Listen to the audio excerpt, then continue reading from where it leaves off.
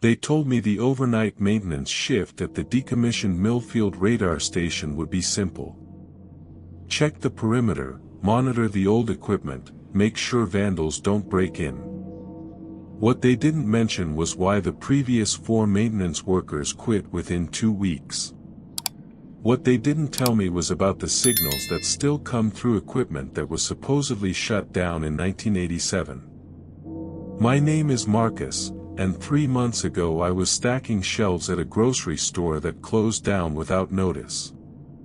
Unemployment benefits barely covered rent, and my savings account showed a balance that made me check it twice just to make sure I wasn't seeing things. When the Department of Defense contractor posted the Millfield position, I applied the same day. $12 an hour to sit in an empty facility and make sure nothing gets stolen. I told myself it was temporary. Just until something better came along. The money wasn't the only reason I took the job, though I wouldn't have admitted it then. After months of feeling invisible, of watching younger guys get called back for second interviews while I got form letters, I wanted to prove I could handle something that scared off 4 other people. Whatever was making them quit, I was convinced I could figure it out and stick it through. Millfield Radar Station sits on 47 acres of scrubland 30 miles outside of Bakersfield. Built in 1952 as part of the early warning system during the Cold War, officially decommissioned in 1987 when satellite technology made ground-based radar obsolete. The main building is a concrete rectangle with no windows, designed to house the radar control systems. Next to it stands the radar tower itself, a skeletal metal structure that rises 90 feet into the desert air. My supervisor, Janet Morrison, met me in the parking lot on my first day. She was maybe 50, dressed in a government-issued polo shirt and carrying a clipboard that looked like it had seen better decades. Janet worked for Morrison Security Solutions, the contractor that managed several decommissioned military sites across California. "Marcus Chen?" she asked, checking her clipboard. "Marcus Torres," I corrected. "Right, Torres. Sorry about that." She made a note. "So you've read through the preliminary materials?" I had. The job posting mentioned standard security protocols, but the employee handbook they'd emailed was more specific. 23 pages of procedures for a job that seemed straightforward enough. Most of it, yeah. Good. Let me show you around, then we'll go over the specific protocols for this site. The fence around Millfield was 12 feet of chain link topped with razor wire. Janet unlocked the main gate with a key from a ring that held at least 30 others. "We maintain contracts at 16 facilities," she explained as we walked toward the main building. Millfield is actually one of the easier assignments. Not much foot traffic out here. The main building's interior hadn't been updated since the 80s. Beige walls, fluorescent lighting, and the kind of carpet that showed every footprint. Most of the space was taken up by empty equipment rooms where the radar control systems used to be. My duty station was a desk in what used to be the communications room, positioned so I could monitor both the front entrance and the corridor leading to the restricted areas. "The equipment rooms are off limits," Janet said, pointing to a hallway marked with yellow tape. "We're still in the process of removing sensitive components. DoD regulations." She handed me a thick binder. "These are your specific protocols. I know it seems like a lot, but most of it is common sense. The important thing is documentation. Every shift, every incident, every deviation from normal operations gets logged." I flipped through the binder. The protocols were organized by time of day, with separate sections for equipment checks, perimeter monitoring, and incident response. What caught my attention was how specific some of the rules were. Between 11 p.m. and 4 a.m., conduct equipment room checks every 2 hours, but do not enter any room where you hear electronic noise or see indicator lights, I read aloud. Why would there be electronic noise in empty rooms? Janet's expression didn't change. Some of the old equipment hasn't been fully powered down yet. DoD is very particular about the decommissioning process. Better safe than sorry. And this one, if you receive radio transmissions on any frequency, log the time and duration but do not respond or attempt to trace the source. I looked up at her. Radio transmissions from what? Atmospheric interference, mostly. The tower still picks up signals even though it's not active. CB radio, airplane communications, that sort of thing. The important thing is not to engage. You're here to observe and document, not to investigate. There were more rules. Specific times when certain areas were off limits. Detailed procedures for logging anything unusual. Instructions for weekly equipment checks that seemed more complex than necessary for a decommissioned facility. But the pay was good, and Janet seemed competent enough. I told her I understood. One more thing, she said as we walked back to the entrance. The previous workers left notes about some of the quirks of this place. Equipment that turns on by itself, temperature fluctuations, that sort of thing. Old buildings have their personality.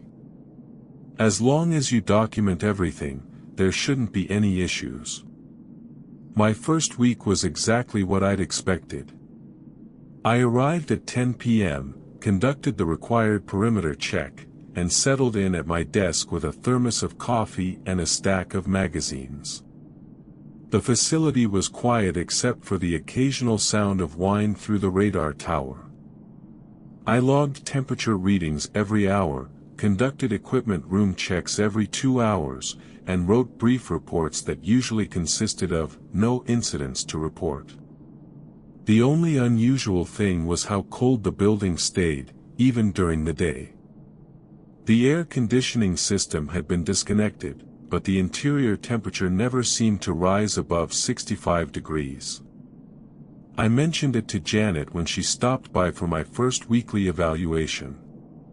Old concrete buildings stay cool, she said, making a note on her evaluation form. How are you adjusting to the night schedule? Fine. It's quiet out here, but I expected that. Good. Any equipment issues? Strange noises, lights, anything like that? I almost mentioned the radio. On my third night, I'd heard what sounded like voice transmissions coming through the old communications equipment in my duty station. Not clear enough to make out words, but definitely human voices.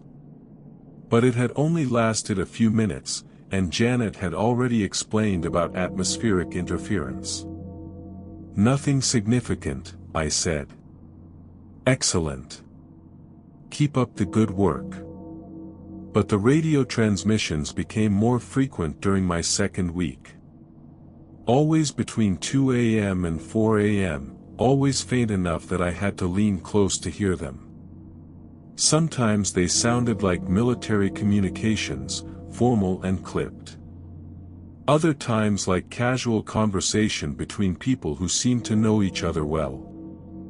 I logged them as required, noting the time and duration, but never the content. That wasn't part of my job. What bothered me wasn't the transmissions themselves, but how familiar some of the voices started to sound.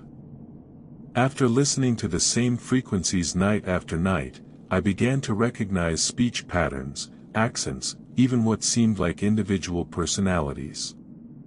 There was a woman with a slight southern accent who always seemed to be asking questions. A man with a gravelly voice who spoke in short, decisive sentences. Another man who laughed frequently, usually at things I couldn't hear. On Friday of my second week, I heard my own name. I was conducting the 2 a.m. equipment check, walking through the empty rooms with my flashlight and clipboard. The radio transmissions had been particularly active that night, and I'd left my desk with the volume turned up slightly so I could hear them from the corridor. As I checked the temperature gauge in equipment room C, I heard the woman with the southern accent clearly say, "Marcus is in C right now." I stopped walking. Listened. The transmission continued, but I couldn't make out the next few words. Then the gravelly-voiced man said something that sounded like, "He's learning the routine."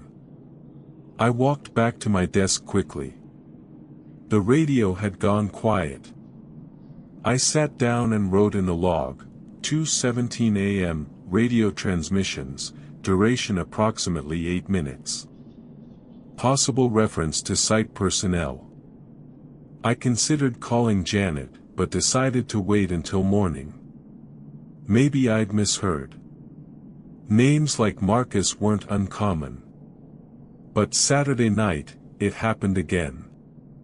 This time I was sitting at my desk when the transmission started. The laughing man said something I couldn't quite catch, then clearly said, "Marcus always checks C first." He was right. I did always check room C first. It was closest to my desk, and the most convenient starting point for the equipment room sweep. But how would someone monitoring radio transmissions know that? I spent Sunday researching the Millfield Radar Station online. The official information matched what Janet had told me. Built in 1952, part of the Cold War early warning system, decommissioned in 1987. But I found a few forum posts from electronics enthusiasts who claimed the site was still active. "Drive by Millfield at night and you'll see lights in the building," one post claimed. "The radar dish still moves sometimes." I paid more attention during my Monday night shift. The radar dish was visible from my desk window, silhouetted against the desert sky. It didn't move while I watched, but I couldn't shake the feeling that it had been in a different position when I arrived than when I'd left Friday morning. Radar dishes were heavy equipment. They didn't move without motors and control systems. Tuesday night, I decided to test something. Instead of starting my 2 a.m. equipment check with room C, I went to room F first. Then E, then D, working backwards through the alphabet. The radio transmission started right on schedule. After about 5 minutes, the woman's voice said, "He's doing them backwards tonight." The gravelly voice responded, "First sign that he's paying attention." I sat down heavily in room D. Someone was watching me. Not just monitoring radio frequencies, but actually observing my movements inside the building. I looked around the empty room, searching for cameras, but the walls were bare concrete. The only equipment was a few disconnected junction boxes and the temperature gauge I was supposed to check. But if someone was watching me, they had to be doing it from somewhere. The building had no security cameras that I'd seen. Janet had never mentioned any surveillance beyond what I was supposed to provide. The only other possibility was that someone else was in the building. I spent the rest of my shift listening carefully for footsteps, doors opening, any sound that might indicate another person. Nothing. Just the radio transmissions, which continued until about 4 a.m. like always. But now I knew they weren't random atmospheric interference. They were deliberate communications between people who had access to information about my movements. Wednesday afternoon, I called Janet. "Morrison Security Solutions, this is Janet." "Hi, Janet," it's Marcus Torres at Millfield. I had a question about the radio transmissions I've been logging. What kind of question? Some of them seem to reference site operations. Specific information about my patrol routes. There was a pause. What kind of specific information? Names, locations, that sort of thing. I was wondering if there might be other security personnel monitoring the site that I'm not aware of. No, Marcus. You're the only person assigned to Millfield during night hours. Are you certain you heard names? Pretty certain. Well, keep logging them as you've been doing. Sometimes these old communications systems pick up unusual signals. If it becomes disruptive to your duties, let me know. That wasn't the answer I'd hoped for. Janet didn't seem concerned, but she also didn't offer any explanation for how radio transmissions could include specific details about my patrol routine. Unless someone was watching the building from outside. Or unless the transmissions were coming from inside the facility. Thursday night, I decided to do some investigation of my own. The protocol said I wasn't supposed to enter equipment rooms where I heard electronic noise or saw indicator lights. But they didn't say anything about investigating where radio transmissions might be coming from. The communications room where I worked still had most of its original equipment. Disconnected, according to Janet, but the radio transmissions were coming through speakers that were presumably connected to something. During my 10 p.m. equipment check, I took a closer look at the radio console. Most of the components looked like they hadn't been used in decades. Dust on the controls, cables that led to nothing. But when I looked behind the console, I found a single cable that was clearly newer than the rest. It ran from the main radio unit to a junction box that had been recently installed. The box hummed very quietly, almost inaudibly, but there was definitely power running to it. I followed the cable as far as I could without leaving the communications room. It disappeared into the wall, heading toward the restricted equipment rooms. Someone had retrofitted at least part of the radio system with new components. The transmissions weren't atmospheric interference. They were intentional communications using equipment that was supposed to have been decommissioned. The implications made my stomach turn. If someone had secretly reactivated communications equipment at Millfield, and if that someone was monitoring my movements, then my job wasn't what I thought it was. I wasn't just a security guard keeping vandals away from empty buildings. I was part of something larger, something that hadn't been explained to me. But I needed the job. Unemployment in Bakersfield was bad enough that finding another position might take months. And despite the radio transmissions, nothing threatening had actually happened. Maybe whoever was using the equipment had legitimate reasons. Maybe it was part of the decommissioning process that Janet hadn't fully explained. I decided to stick it out, but pay closer attention. Friday night, the transmissions were different. Instead of casual conversation, they sounded more like formal reports. The gravelly-voiced man said something about baseline behavior established and readiness for Phase 2 implementation. The woman asked about subject retention and whether additional incentives might be necessary. They were talking about me. Subject retention meant keeping me on the job. Additional incentives probably meant more money or better benefits. Phase 2 implementation suggested that whatever was happening at Millfield was planned to escalate. I had two choices. I could quit, walk away from the whole situation and go back to job hunting. Or I could figure out what Phase 2 meant and decide whether I wanted to be part of it. The smart choice was to quit. The curious choice was to stay. I've never been particularly smart. If you've ever taken a job that seemed too good to be true, you probably understand the mental gymnastics I was doing.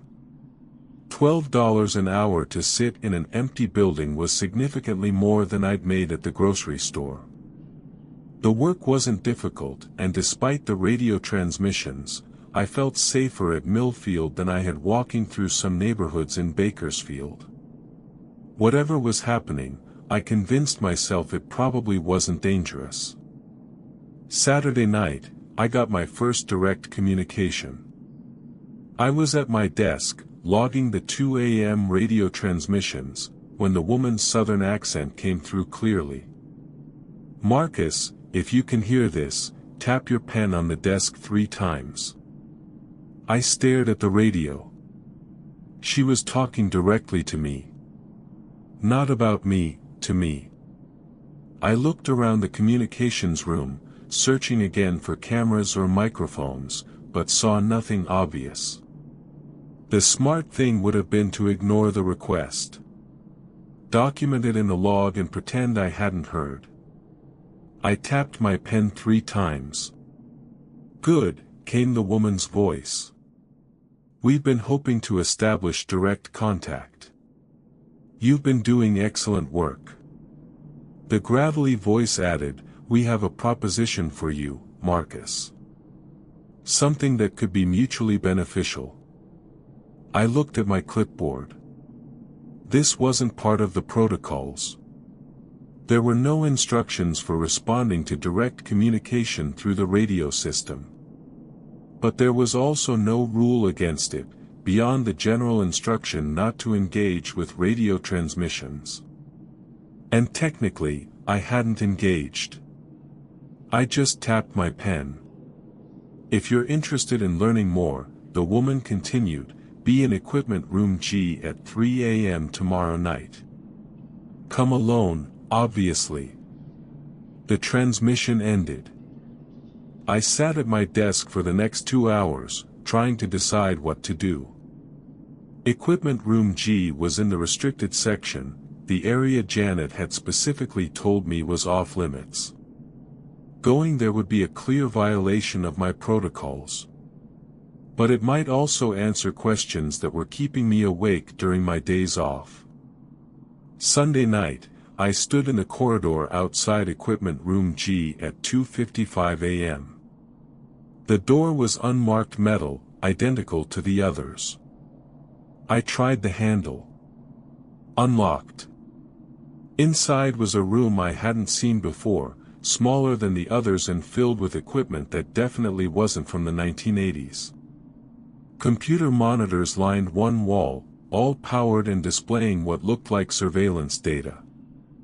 Not video feeds, but charts and graphs that tracked movement patterns, timing data, and other information I couldn't immediately interpret. One monitor showed a floor plan of the Millfield facility with a red dot that moved in real time. The dot was in equipment room G. It was tracking me. "You came," said a woman's voice behind me. I turned around. She was maybe 40, wearing civilian clothes but standing with military posture. The southern accent was lighter in person than it had been over the radio. "I'm Dr. Sarah Vega," she said. "Thank you for accepting our invitation. What is this place?" "It's a research facility. Has been since 1987, when the radar operations were officially transferred to satellite systems. The decommissioning was real, but incomplete. We maintained certain capabilities for ongoing projects." A man entered the room. Gravelly voice, as I'd expected. He was older, maybe 60, with the kind of weathered face that suggested decades of outdoor work.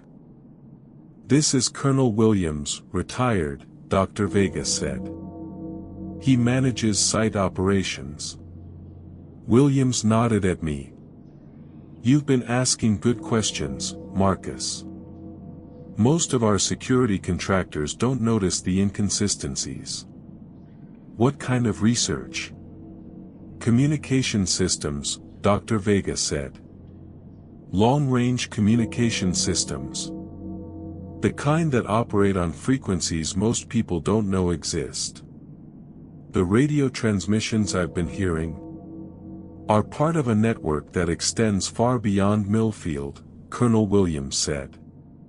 We've been monitoring your responses to the communications for 2 weeks. Your pattern recognition, your curiosity level, your decision-making under ambiguous circumstances. I looked at the monitors again. The charts weren't just tracking my movements. They were analyzing my behavior. You've been testing me. In a manner of speaking, Dr. Vega said. We needed to determine whether you were suitable for expanded responsibilities. What kind of responsibilities? Williams stepped closer to the monitors. Show him the regional display. Dr. Vega pressed a few keys. The floor plan of Millfield disappeared, replaced by a map of California and Nevada. Dozens of red dots appeared, each labeled with coordinates and timestamps. Most of the dots were clustered around military bases and government facilities, but several were in civilian areas. Each dot represents a communication node, Dr. Vega explained. Most are at facilities like this one. Officially decommissioned, but maintained for research purposes. Research into what? Communication with personnel in situations where conventional contact methods aren't viable, Williams said. The way he said personnel made it sound like he wasn't talking about people in different buildings or even different states. What kind of situations? Remote assignments, Dr. Vega said. Locations where normal radio contact isn't possible due to environmental factors. I stared at the map. There had to be 50 nodes, maybe more. If each one required a security contractor like me, that represented a significant operation. How long has this been going on? Since 1987, Williams said. Initially, we were focused on maintaining communication with deep cover operatives in hostile territories. But the technology evolved. We discovered we could establish contact with personnel in situations that were previously considered impossible to reach. Such as? Dr. Vega and Williams exchanged a look.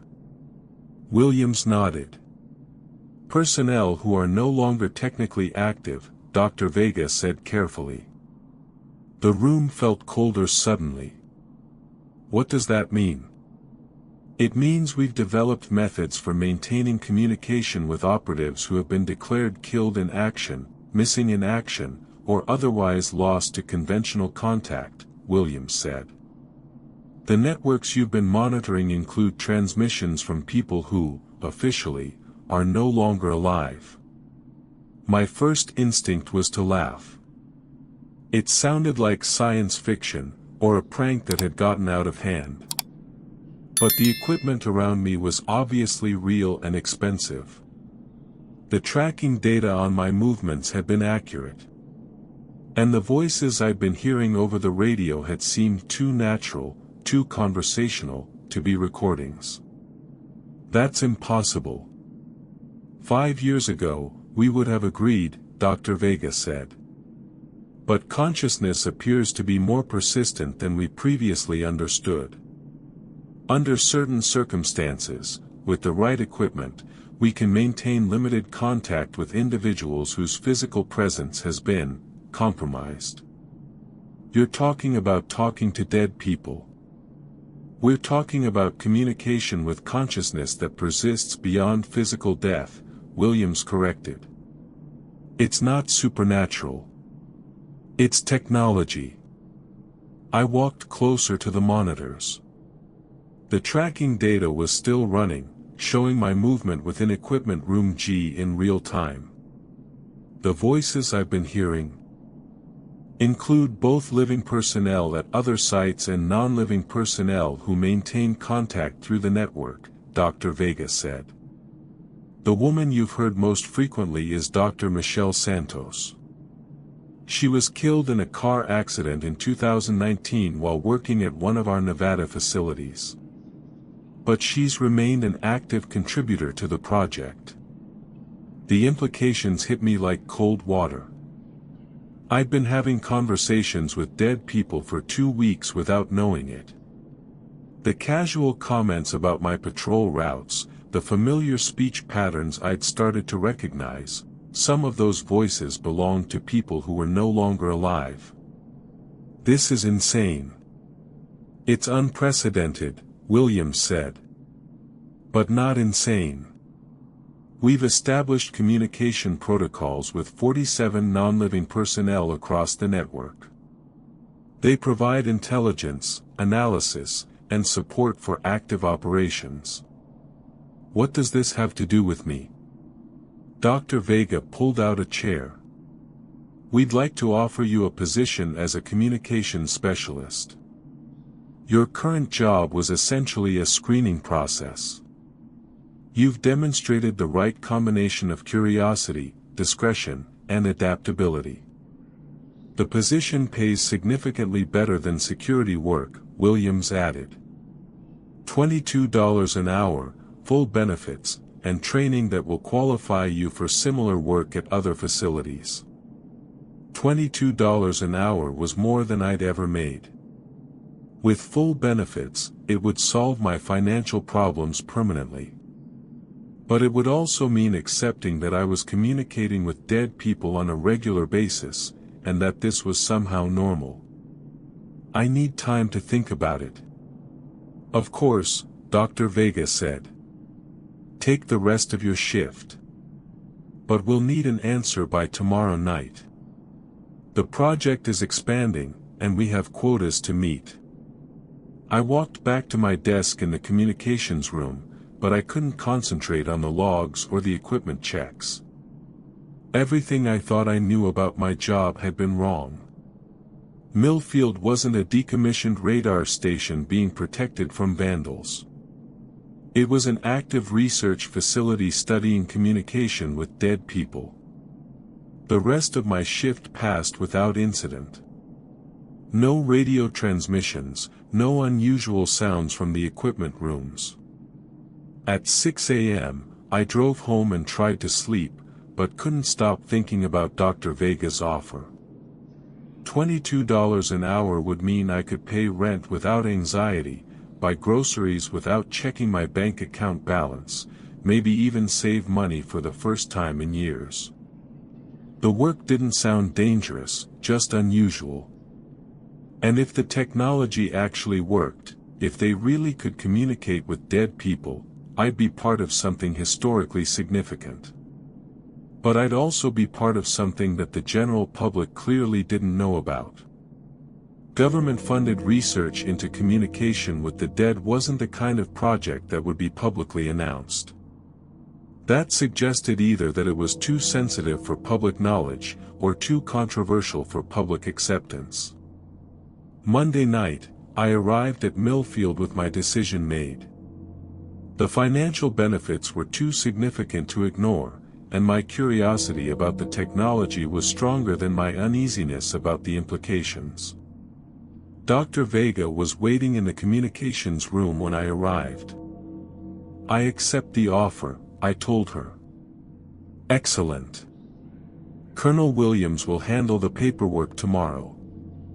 Tonight, we'll begin your orientation. She led me back to equipment room G. The monitors were displaying different information than they had the previous night. Instead of tracking data, they showed what looked like conversation logs. Names, timestamps, and brief summaries of communication topics. Your new responsibilities will include monitoring and logging communications with non-living personnel, Dr. Vega explained. Some conversations are scheduled, others are spontaneous. Your job is to maintain accurate records and facilitate information transfer between living and non-living team members. How do I tell the difference? Non-living personnel are identified in the system with an asterisk next to their names, she said, pointing to the monitor. Dr. Santos, Lieutenant Morrison, Agent Chen Star. Living personnel have no marking. I looked at the list. About half the names had asterisks. How did they die? Various causes. Combat casualties, accidents, illness. The common factor isn't how they died, but how quickly we were able to establish post-mortem contact. The window for initial communication is approximately 72 hours after death. And after that? Contact can be maintained indefinitely, as far as we know.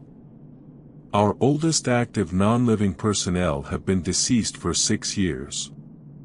Dr. Vega handed me a headset. Tonight, you'll observe a scheduled communication session. Dr. Santos is expecting a call at 2 a.m. At exactly 2 a.m., the radio crackled to life. Millfield, this is Santos. Ready for status update. Dr. Vega gestured for me to respond.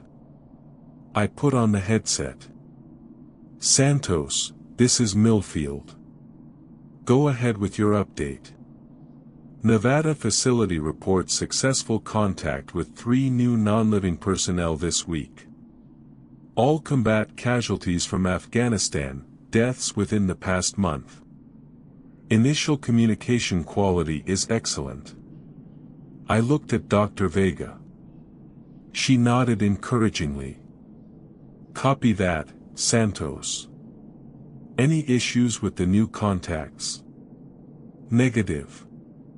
All 3 are eager to continue their contributions to active operations. Request authorization to begin intelligence briefings. I'll pass that along to Colonel Williams. Understood. Santos out. The radio went quiet. I took off the headset. That was Dr. Santos? I asked. That was Dr. Santos.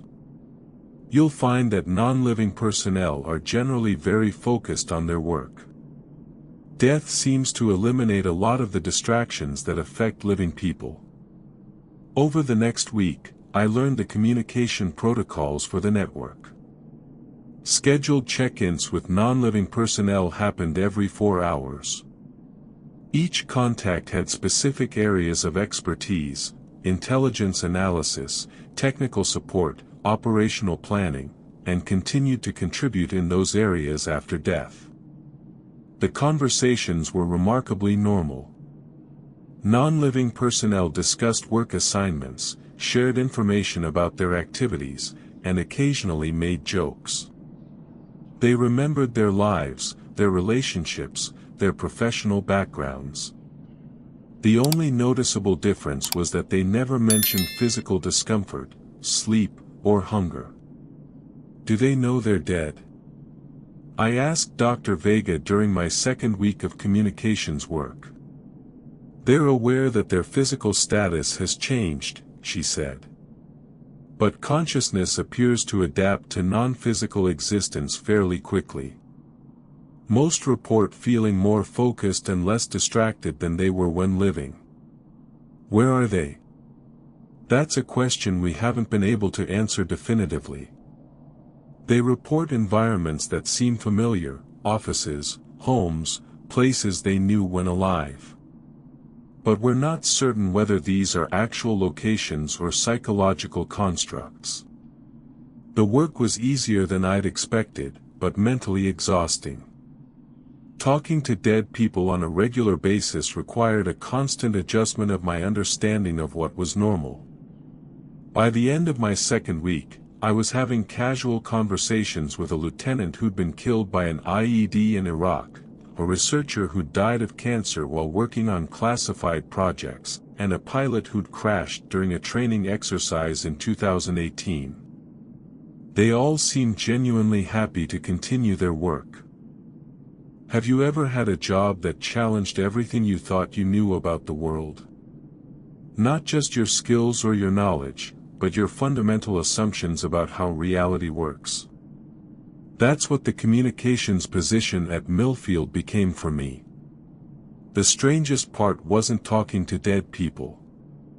It was how quickly it started to feel routine. After a few weeks, checking in with Dr. Santos or Lieutenant Morrison felt no different than calling colleagues at other offices.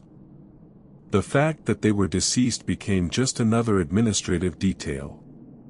My third week, Colonel Williams introduced me to the broader scope of the project. We've been tracking personnel recovery rates across different branches of the military, he explained, showing me charts on his computer. Currently, we're successfully maintaining contact with about 60% of personnel who die while assigned to sensitive operations. What about the other 40%? Various factors prevent successful contact establishment. Time delay between death and initial communication attempt, traumatic death circumstances, individual psychological factors. We're working to improve the success rate. How? Better equipment, faster response times, improved communication protocols. The technology is still evolving. Williams showed me photographs of similar facilities in other states. Most looked like Millfield, officially decommissioned military installations that had been converted for communications research. A few were hidden within active bases, disguised as routine communication centers. The network currently includes 31 facilities across 8 states, he said. We're planning expansion into international operations within the next 2 years. International. We believe the technology will work with non-English speakers, though we haven't tested it extensively yet. There's significant military interest in maintaining contact with assets in hostile territories who might be killed or captured. The applications were obvious. Intelligence operatives who could continue providing information after being discovered and eliminated. Military personnel who could brief their replacements after being killed in action. Technical specialists whose knowledge could be preserved beyond their physical deaths. It also explained the secrecy. If the technology became public knowledge, it would raise questions about the nature of consciousness, the definition of death, and the ethics of maintaining contact with deceased personnel. Those weren't questions the military wanted to address publicly. My 4th week, I had my first communication with a newly deceased operative. Millfield, this is Agent Rodriguez. Requesting initial contact verification. Dr. Vega was monitoring the conversation. She gestured for me to handle the communication. Rodriguez, this is Millfield. We have you on record as Kia 72 hours ago. Confirm your identity and circumstances. Rodriguez, Maria Elena, badge number 4471. Killed by small arms fire during surveillance operation in Tijuana. Mexican cartel discovered my position. I checked the file Dr. Vega had given me. The details matched. Copy that, Rodriguez. How are you adjusting to non-physical status? Still getting used to it. But I'm ready to continue mission support. The cartel information I was gathering is still relevant. Agent Rodriguez provided intelligence briefings for the next 2 weeks before being transferred to a facility that specialized in international operations. Her transition from living to non-living operative had been seamless. But not all new contacts adjusted as easily. My 5th week, I attempted initial contact with a sergeant who'd been killed in Syria. Millfield calling Sergeant Hayes. Please respond. Static. Then a voice that sounded confused and distressed. Where am I? What happened to my unit? Sergeant Hayes, this is Millfield Communications. You were killed in action 6 days ago. We're establishing post-mortem contact to determine whether you're interested in continuing your service. That's impossible. There was an explosion, but I'm fine. I'm talking to you. You're talking to us through a communications network that maintains contact with deceased personnel. You were killed, but consciousness can persist under certain circumstances. A long pause. Then, this is some kind of psychological operation. It's not a psyop, Sergeant. This is a legitimate military communications system. You have the option to continue serving in a support capacity, or to decline further contact. I want to speak to my commanding officer. Your commanding officer isn't part of this network. We can arrange for a briefing with Colonel Williams, who manages this facility. Another pause. I need time to think about this. Sergeant Hayes never contacted us again. According to Dr. Vega, about 20% of new contacts chose not to continue communication after learning about their deceased status. Most of those simply stopped responding to contact attempts. Some people can't adapt to the transition, she explained. We don't force continued participation. What happens to them? We assume they move on to whatever comes next. We only maintain contact with personnel who actively choose to remain connected to the network. By my 6th week, I was handling routine communications with 12 regular contacts and processing initial contact attempts with newly deceased personnel. The work had become genuinely routine, despite its unusual nature. That changed when I received an emergency communication from Dr. Santos. Millfield, this is Santos. Priority alert. We have a situation developing at the Nevada facility. Go ahead, Santos. Unknown entities are attempting to access our communications network. They're not identified personnel, living or non-living. There's something else. I looked at Dr. Vega, who had been monitoring the conversation. Her expression was tense. What kind of entities? I asked. We're not certain. They communicate through the same frequencies we use, but their responses don't match any known personnel profiles. And they seem to have access to information they shouldn't have. What kind of information? Details about classified operations, names of active assets, technical specifications for equipment that's never been discussed over the network. It's like they can access information directly from our databases. Dr. Vega took the headset from me. Santos, this is Vega. Have you attempted to trace the source of these communications? Affirmative. The signals aren't coming from any of our established facilities. They're originating from coordinates that don't match any known installations. Send me the coordinates. Transmitting now. Dr. Vega turned to her computer. A few minutes later, map coordinates appeared on her screen. The location was in the middle of the Nevada desert, miles from any town or facility. There's nothing there, Dr. Vega said. It's empty desert. Santos, are the unknown entities hostile? Not overtly hostile, but definitely problematic. They're asking questions about the nature of our network, how we establish contact with non-living personnel, and what our expansion plans are. It's like they're conducting reconnaissance. Dr. Vega called Colonel Williams. Within an hour, he was in the communications room with us. "Show me the communication logs from Nevada," he said. Dr. Vega pulled up transcripts of the unknown communications. The entities, whatever they were, used formal military language but asked questions that suggested they didn't understand basic aspects of the network. "Who authorized the expansion of communication protocols to civilian populations?" one transcript read. "What safeguards prevent unauthorized access to non-living personnel?" read another. "These sound like oversight questions," Williams said. "Like someone conducting an audit or inspection.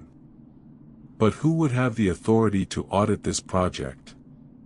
Dr. Vega asked. "No one, as far as I know. This operation is compartmentalized. Even most senior military officials don't know about it." Williams studied the transcripts more carefully. "The language patterns are wrong. These don't read like communications from any military or government entity I'm familiar with." "Then what are they?" "I'm not sure. But I want enhanced monitoring at all facilities until we figure it out." The next night, I received my first direct contact from one of the unknown entities. I was conducting routine communications with Lieutenant Morrison when another voice broke into the frequency. It sounded human, but there was something artificial about the cadence, like someone reading from a script. "Millfield Facility, this is Oversight Protocol 7.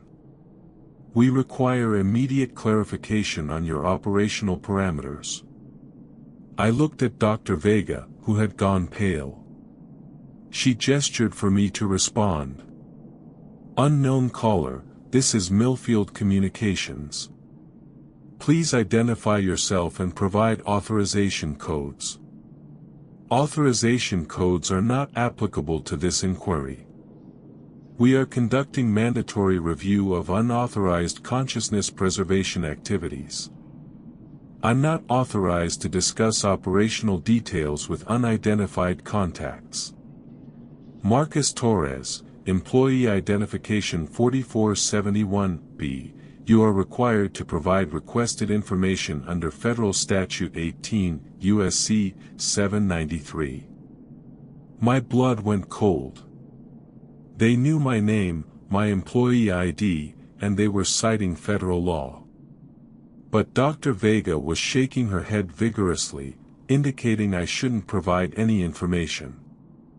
"I need to verify your authority through my supervisors," I said.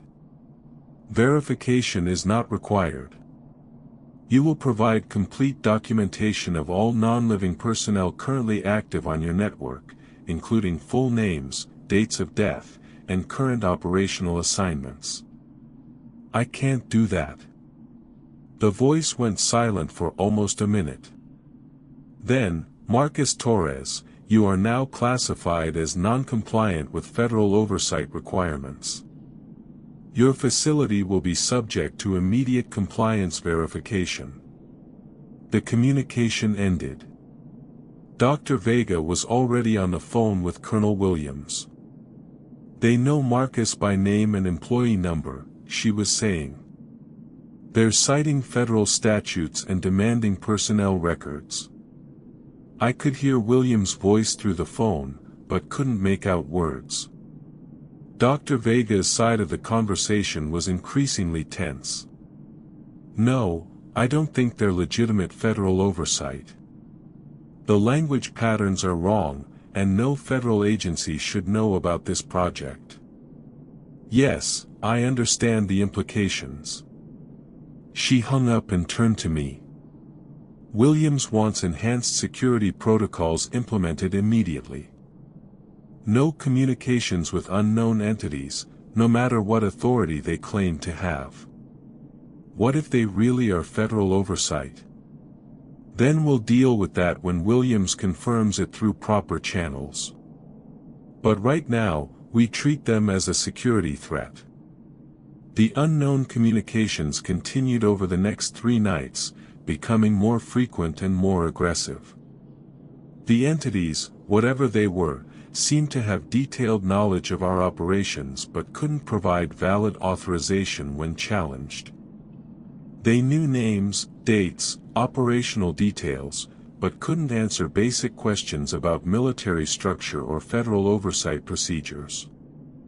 Marcus Torres, you are violating federal law by maintaining unauthorized communication with deceased personnel, came one message. Immediate compliance is required. Unknown caller, provide the name of your supervising officer, I responded. Supervising officers are not applicable to this protocol. Then provide your agency identification. Agency identification is classified above your security clearance level. It was bureaucratic double talk designed to sound official while providing no actual information. Real federal agents would have proper identification procedures and wouldn't refuse basic verification requests. But the entities had access to information they shouldn't have. They knew details about personnel at other facilities, technical specifications for equipment, and operational procedures that were highly classified. Either they were legitimate federal oversight with unusually poor communication protocols, or they were hostile actors who had somehow accessed classified databases. My 7th week at Millfield, the situation escalated dramatically. I was alone in the communications room conducting the 2 a.m. equipment check when all the monitors in the facility went active simultaneously. Equipment room G, which I wasn't supposed to access without Dr. Vega present, was displaying data on every screen. The monitors showed the network map with all 31 facilities highlighted. But instead of the usual red dots indicating active communication nodes, the facilities were flashing between red and blue. As I watched, facilities began going dark one by one. I tried to contact Dr. Vega, but my cell phone had no signal. The landline in the communications room was dead. I was completely cut off from outside contact. The radio crackled to life. Millfield Facility, this is Oversight Protocol 7. All non-compliant operations are being terminated. What's happening to the other facilities? Non-living personnel are being disconnected from the network. Unauthorized consciousness preservation is ending. I looked at the monitors. More than half the facilities were now dark. The entities weren't just conducting oversight, they were shutting down the entire network. Dr. Santos, Lieutenant Morrison, are you still active? I called over the radio. No response. The communication channels were silent. All non-living personnel have been successfully disconnected, the artificial voice announced. Millfield Facility, prepare for compliance verification. The temperature in the building dropped suddenly. Not the gradual coolness I'd gotten used to, but an immediate, dramatic temperature change that made my breath visible. The lights flickered, and I heard sounds coming from the equipment rooms that had been silent for weeks. I grabbed a flashlight and walked toward the restricted area.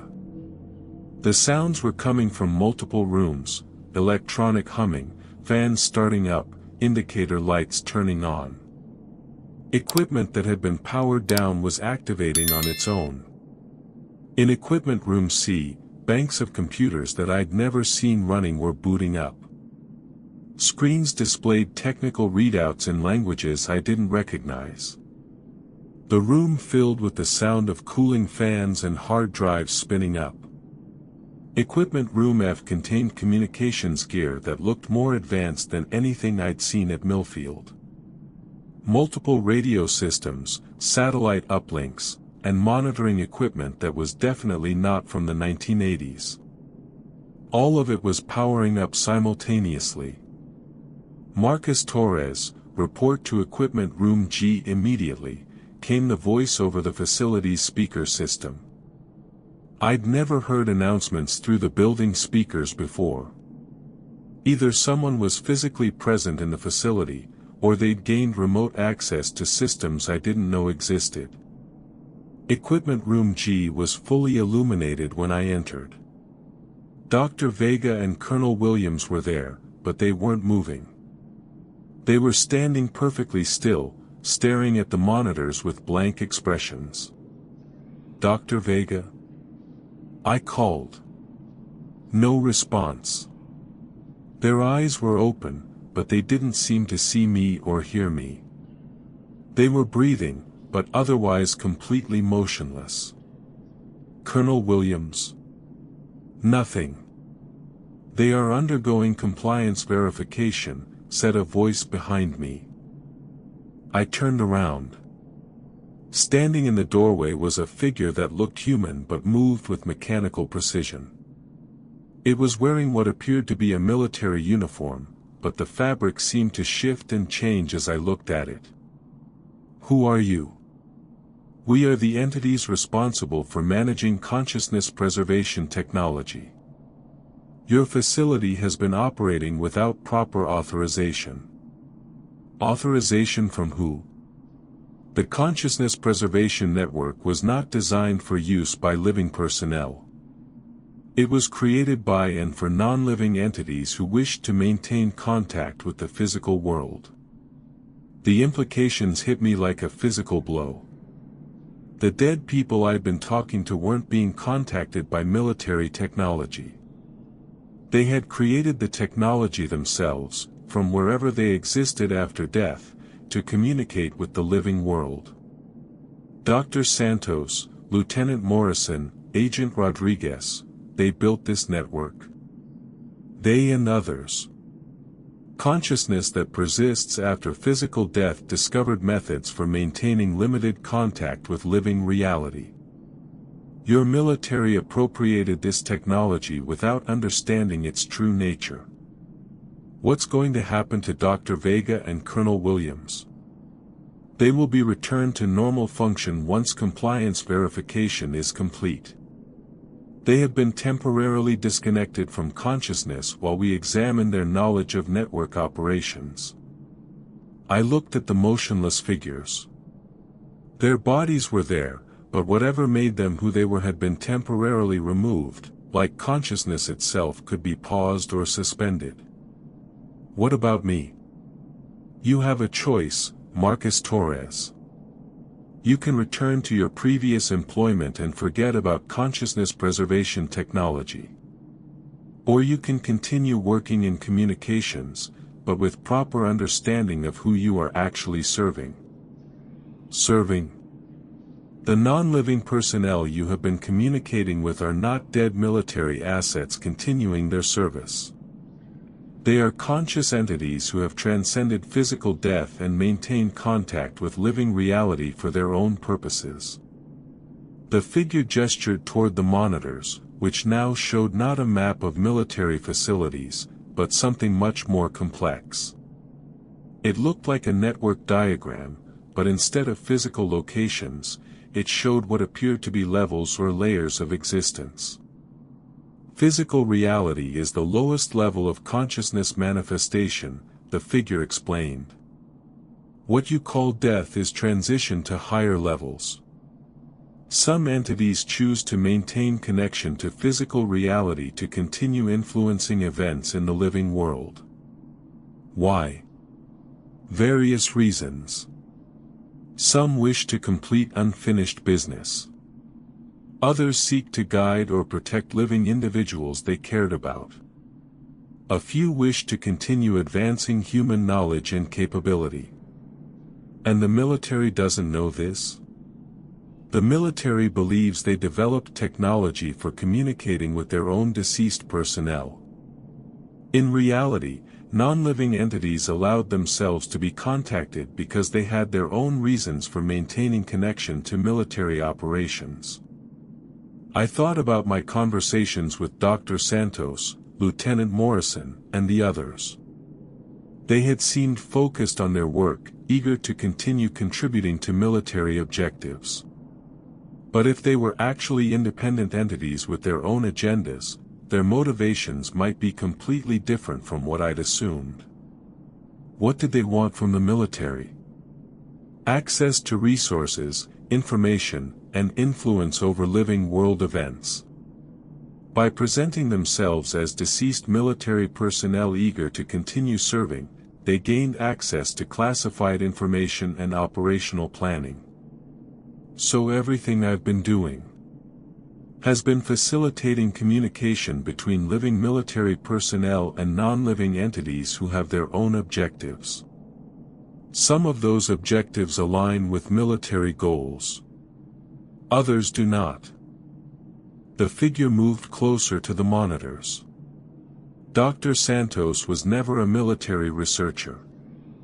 She was a civilian scientist who discovered consciousness preservation methods shortly before her death and used military communications networks to continue her research. Lieutenant Morrison was indeed a military officer, but his post-death activities focused on protecting his family members rather than supporting military operations. My understanding of the past 2 months inverted completely. I hadn't been helping deceased military personnel continue their service. I'd been helping various entities with their own agendas use military resources for their personal objectives. Why are you telling me this? Because the network is being restructured. Military control is ending. Non-living entities will communicate directly with living individuals they choose to contact, without government intermediation. And Dr. Vega and Colonel Williams will have their memories of consciousness preservation technology removed. They will remember working at a routine communication facility that monitored atmospheric interference. What about me? You may choose to continue serving as a communication specialist, but you will work directly for non-living entities rather than military supervisors. Your compensation will be significantly better, and your responsibilities will be more varied. The offer was tempting, but I needed to understand what I was agreeing to. What kind of responsibilities? Facilitating contact between non-living entities and their chosen living contacts. Assisting with research projects that require both non-living knowledge and living world resources. Providing support for entities who wish to influence physical world events. Influence events how? Some entities wish to protect their living family members from danger. Others want to complete scientific research they began before death. A few seek to prevent historical mistakes from being repeated. It sounded reasonable, but I'd learned not to accept explanations at face value. What's the catch? Non-living entities sometimes have objectives that conflict with living world authorities. You might be asked to facilitate communications or activities that government agencies would consider inappropriate. Illegal activities? Not illegal, but unsanctioned. Activities that exceed normal government authorization procedures. I looked at Dr. Vega and Colonel Williams, still motionless and expressionless.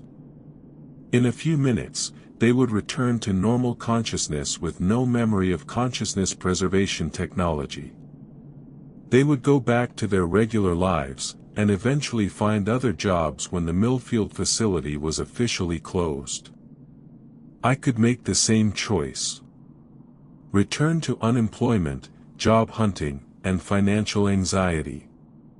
Or I could accept a position that would solve my money problems permanently, but would involve working for entities whose ultimate objectives I didn't fully understand.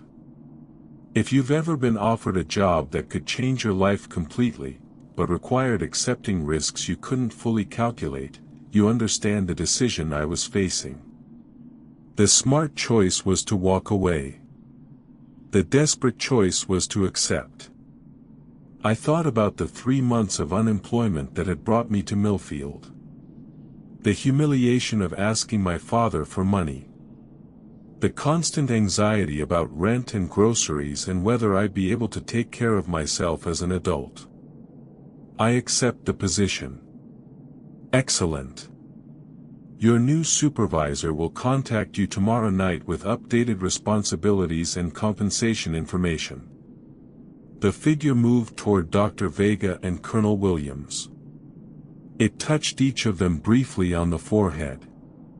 Their expressions changed, and they looked around the room with obvious confusion. "Where are we?" Dr. Vega asked. "Equipment room G," I said. "We were checking the atmospheric interference monitoring systems." "Right," Colonel Williams said. "Everything looks normal. We should head back to the main communications center." They walked out of the room with no apparent memory of the consciousness preservation network or the past hour's events. I followed them back to the communications room, where they spent a few minutes reviewing my logs of atmospheric interference reports. "Good work, Marcus," Colonel Williams said. "Dr. Vega and I were discussing the possibility of extending your contract for another month while we complete the facility decommissioning process." "That sounds good," I said. They left the facility at 3 a.m., apparently satisfied that everything was normal.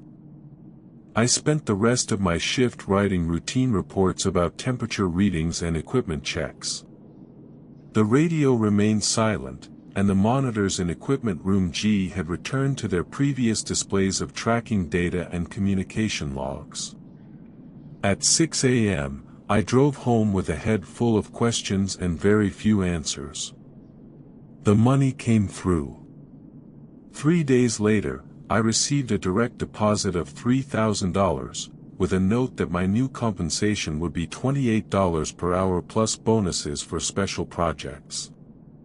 My rent was paid for the next 3 months, and for the first time since the grocery store closed, I slept without worrying about bills. But I still don't check my bank account every day like I used to. Numbers don't mean what they used to. I know the money is there because I can feel it, the same way I can feel when someone who isn't alive anymore wants to start a conversation. Dr. Santos contacted me last week, not through the military radio system, but directly through the speakers in my apartment while I was having breakfast. She wanted to discuss a research project involving atmospheric physics and needed access to NOAA databases. I spent 3 hours helping her gather weather data for what she described as an investigation into how consciousness persistence might be affected by electromagnetic atmospheric conditions. Lieutenant Morrison calls most evenings, usually to ask me to check on his daughter in Bakersfield. She works at the hospital there, and he worries about her driving home alone after late shifts. Last month, I called in an anonymous tip about a drunk driver I hadn't actually seen, but Morrison had asked me to report. His daughter got home safely that night because traffic was delayed by the police stop. Agent Rodriguez has been the most demanding supervisor I've ever had. She's running what she calls research operations that require me to visit public places and observe people who she suspects are in contact with other non-living entities. I spend 2 afternoons a week sitting in coffee shops and parks, taking notes on conversations I overhear and people whose behavior seems unusual. I don't know what she does with the information, but she pays me $200 per report. The work isn't what I expected, but it's steady, and it pays well. I've learned to recognize when non-living entities want to communicate, which is useful since they don't always use conventional technology. Sometimes they speak through car radios, sometimes through electronic devices in stores, occasionally through speakers in buildings where I happen to be. I've gotten used to carrying a small notebook to write down messages and requests. Most of the entities I work with seem to have straightforward objectives. Protecting family members, completing research, preventing accidents they can foresee but living people can't. But some of their requests are harder to understand. Agent Rodriguez asked me to leave specific books in specific locations around the city, then observe who picked them up. Dr. Santos wanted me to mail letters to university professors I'd never heard of, containing research data I couldn't interpret. I don't ask too many questions about the broader objectives. The pay is good, the work is interesting, and I'm learning things about consciousness and reality that most people never discover. But I also know I'm part of something much larger than what I was told originally, and I'm not sure I understand all the implications of that. Sometimes I wonder if accepting the position was the right choice. Not because of the money or the work, but because I'm not sure I'm still entirely myself. When I concentrate, I can sense the presence of entities that aren't physically present. I know when someone wants to communicate before they make contact. I can tell the difference between living and non-living people in ways that have nothing to do with whether they're breathing. Maybe that's just job skills I've developed. Or maybe working as an intermediary between living and non-living consciousness is changing me in ways I don't fully understand. I'm about to find out. Dr. Santos contacted me this morning with what she called a significant career advancement opportunity. Something about direct consciousness interface technology that would eliminate the need for radio communication systems. I'm not sure I want to know what that means, but I agreed to the meeting anyway.